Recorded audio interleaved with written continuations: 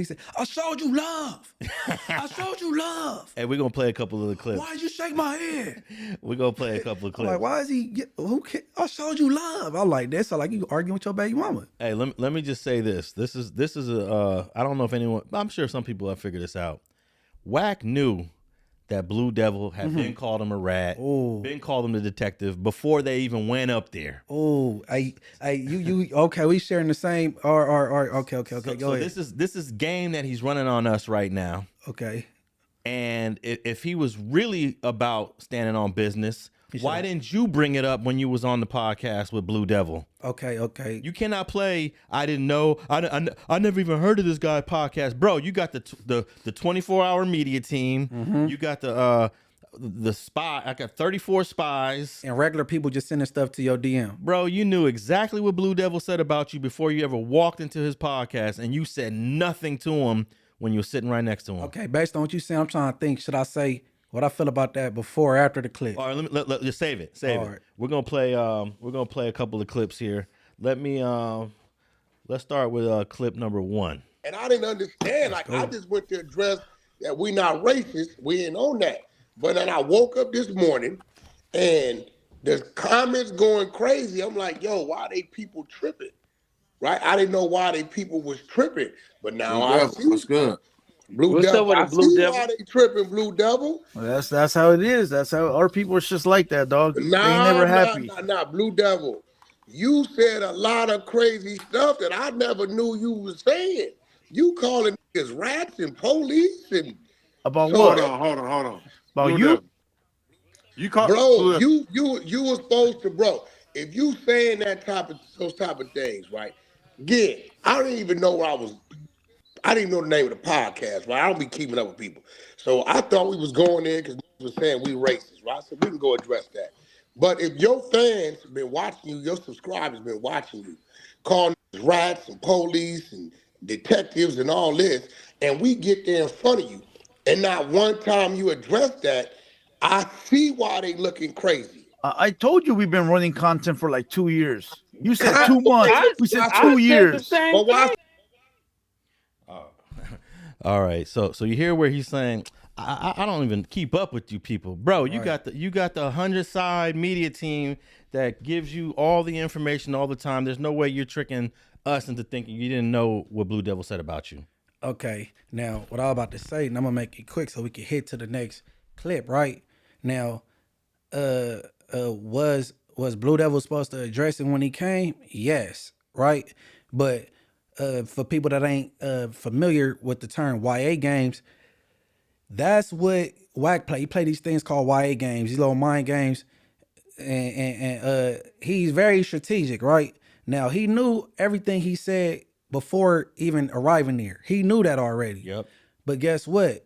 He was very strategic, and he set him up because I ain't about to beat your content and blow up on your stuff. I'm gonna do it on my time. So guess what I do? I go because he wasn't invited. They was supposed to interview Loose Cannon. They wasn't even expecting you. So you came, and then you already knew in your mind, or you was hoping that, oh, he don't bring it up. So after you left there and he didn't bring it up, good. Now watch this. You go act like it's new to you, and then you had him join your life, and you blew up on him. You exploded on him.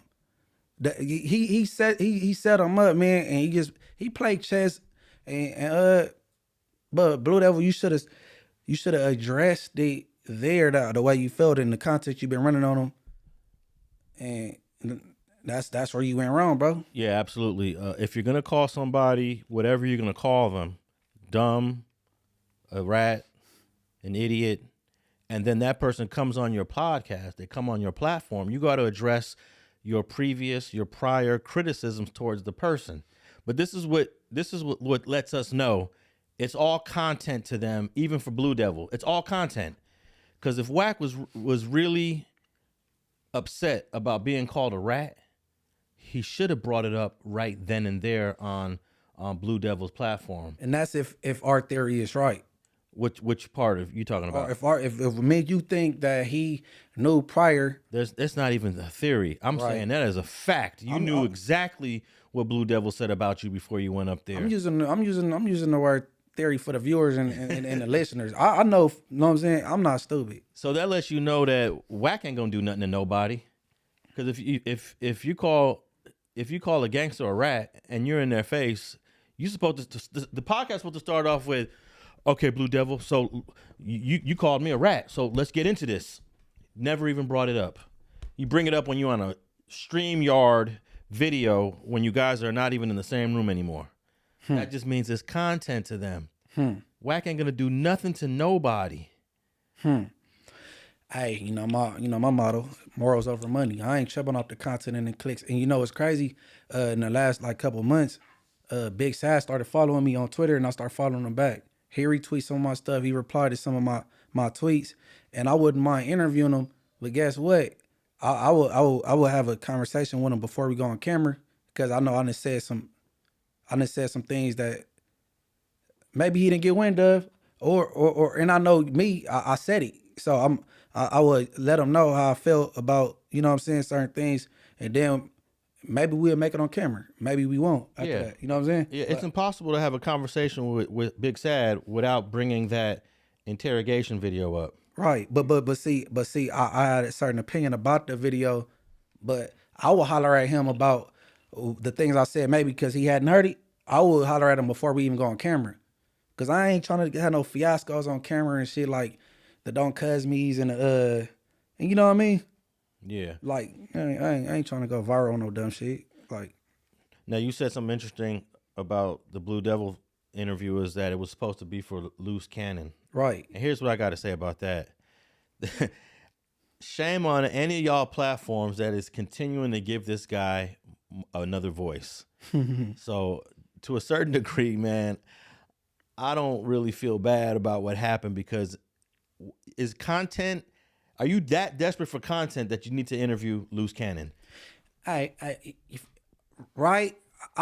met Alex back in '98. I got his channel started. Right, he got the idea from me, but he started he like Soulja Boy. He started everything.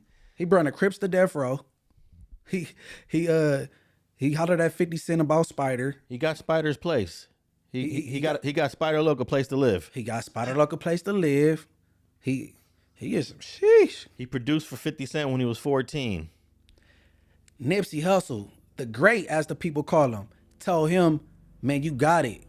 I want you to finish what I started, man. People don't want to see it. Woo! Nipsey chose Loose Cannon to finish what he started, to take it from here. And that's who they want to interview, Loose Cannon. He can't even put a sentence together. Man, I would just ask someone like Blue Devil or anyone else, like, why? Why do you want to interview Loose Cannon? Like, are you that desperate for content that you got to interview Loose Cannon? It is bizarre, but, it backfired. But let's go listen to clip number 2 of this exchange between Blue Devil and Wack. Then the next day, you get Wack said Blue Devil's gay. Wack said Blue Devil's a snitch. Wack said this, and not one time did I ever say any of these things or address you on why I thought you was gay or why I thought you was a snitch. And everybody is dapping up and it's all love. We did. It was all the shit that we talked about was you doing work with 6ix9ine, you working with rats and PCs, and we brought that up yesterday. No. 6ix9ine we addressed. Yeah. Right? Because I addressed y'all that y'all scared to say something to them essays across that border because they just gave 6ix9ine. That ain't our politics. We told you that yesterday. Our politics, bro. They called dogs on y'all. But see, they told me you really ain't from a barrio. So I get it. Man, listen, that ain't true, homie. So what barrio you from? I'm from Looney's, homie, Southeast LA. Okay, so if you from Looney's, right? You telling me them double letters don't call the dogs? What you talking about? People in Mexico? No. All right, so Wack is trying to bait Blue Devil to talk about stuff that Southsiders are not supposed to talk about. Right, they politics. Right? Yeah, and it does make Blue Devil look a certain kind of way, but they're not supposed to talk about none of this stuff. Right. So I have no problem with the way he handled that exchange right there. And that's when he probably should have got off the phone. Like, this dude's trying to bring up Mexican mafia. Mm-hmm. This guy's trying to bring up the cartels. Mm-hmm. We don't talk about that here in LA. Right. But he stayed on the line. He stayed on the line. No, that's where he should have clicked that. And you know, these guys don't even say Mexican mafia. They don't even say the term Mexican mafia. Mm-hmm. I don't think you will ever hear a non-dropout say Mexican mafia. And actually, there's a couple dropouts that don't say it as well. Right. You know, so what they said, the MA. Well, the guy from Santa Barbara, Dubs, he just says legends, and he's, you know, just a lot of people don't. I remember I had Mexican mafia in the title of a video that I did. I did on Isaac Pedroza, one of the clips that I had, and I put it in the title. Bro called me up and was like, "Hey, can you change that title?" I was like, "No." They talk about the homies in the back. You know, or the big homies, the big homies. Yeah, because most of them, those got indeterminate shoot programs, so they be like. But people that are listening to that clip that we just played, clip number 2, and you're wondering like, why is Blue Devil just not really addressing these questions? It's because they're not supposed to talk about it. Right, and he's supposed to hung up at that point. Yeah, and Wack knows this, you know. But at that point, even though it was designed, it was pre-planned. You still should have, like, when he pulled up, you should have addressed everything, all the elephants in the room. Yeah. Well, are you familiar with some Mexican music group that is sponsoring 6ix9ine? Yeah, I was unaware of it, but according to that conversation, they paid him $6 million. I think they said it in there. They said Cartel Music or something. Yeah, Cartel Music, which is, I guess, a Mexican. Okay, but see, he talking about why you not mad at them about dealing with him. But it's kind of like, it ain't like he a Southsider dropout. On California terms, 6ix9ine would have been considered one of us. He fell up under the Bloods if he was from California. You know what I'm saying? Yeah. So it ain't like he's like on Southside dropout. So that's like them getting a reject like Snoopy Badass and putting some money behind them. They don't care that he. You know what I'm saying? Yeah, because he's not a part of. He was never a part of anything on the West Coast. Nothing. Or because that's where they politics fall in at. Yeah. So, but it was very manipulative. How Wack intertwined a New York rapper that turned informant into a Southsider conversation. A New York wannabe blood rapper that turned government. You know what I mean? So, you know. Yeah, and I would have tapped out the conversation right at that point. In fact, I had one I would say exchange with Wack. I think it was on Clubhouse. And as soon as he started barking, I was like, "Hey, y'all have a great day. I'm out." That was it. I don't need to even. You wasn't gonna win on that app, bro. Nah, you're not gonna win. You know, I'm having a regular conversation. First of all, bro already has a script for everybody on the internet that he's gonna say to you, so he's already pre-planned everything. Look, when me and him first bumped heads, because it happened maybe twice on Clubhouse. When we first bumped heads, I sat on it, and I'm like, he already had in his mind, he had me on his calendar for us to get into it. You know what I'm saying? Oh, they think he this, I'm going to show these people he not. You know what I'm saying? And he already had on his agenda, like, watch this, when I bump heads with Munchie, I'm going to blow up. Actually, he was barking at me over you. That's what it was when I think about it. Yeah, he was barking at me over you because he believes you and Four Leaf squabbled before. You know? Man, come on, man. And I just try to say, look, I know for a fact the squabble was not between Four Leaf and Munchie. I repeat, I reiterate. Not saying that man had one. You know, in prison, people have cell phones. They have tablets these days. They have the collect phones on the wall. The collect. You got 15 minutes on there. Say whatever you got to say in 15 minutes. This man Wack, he found the girl that's supposed to be Jay Prince Jr. rape victim, and said he threatened to bring her to Clubhouse. So if you could find her, you could get this dude Foley from the phone and have him repeat that. Yeah. Come on, man. F out of here, bro. No, just knock it off, bro. All right, we're gonna go to clip number 3 now. Yeah, my bad for derailing. No, it's all good. Let's go ahead. Clip number 3. He's absolutely right. So Cartel music on the internet, bro. That's cool. Cartel music is on the internet, nigga. And that's they on the cool. internet. And that's cool. Why you ain't saying none of them? Because y'all scared, bro. Maybe I haven't got to it, dog. Maybe I'll get to it today. You ain't got to it. Maybe I'll get to it today. So now you going to take the interview down. They say you getting pressed down. I ain't taking shit down, homie. Okay, so why you didn't call me the police when I was right there, bro? Bro, look, you should have done your research the same way I should have done my research. Yeah, you knew where you were going. Come on. He came on your platform. Why you didn't call me the police when I was right there, bro? Bro, we told you. We told you. That you seen in real life, dude is who he is? What? Why you didn't call me the police when I was right there, bro? Bro, you came in very respectful, so we gave you that same respect. No, I came in because I didn't know none of that was going on. I thought I was addressing some racist shit. You're addressing all kinds of shit. I'm coming in to address, I'm not a fucking racist. You knew exactly what was going on, Wack. Hey, he said you should have did. Well, you should have did your research. That's what Blue Devil said. Well, you should have did your research. Well, we know that he already did his research. Mm-hmm. He knew everything that Blue Devil had said about him before, but he was just playing dumb so that he can get him back on that stream the next day. Mm-hmm.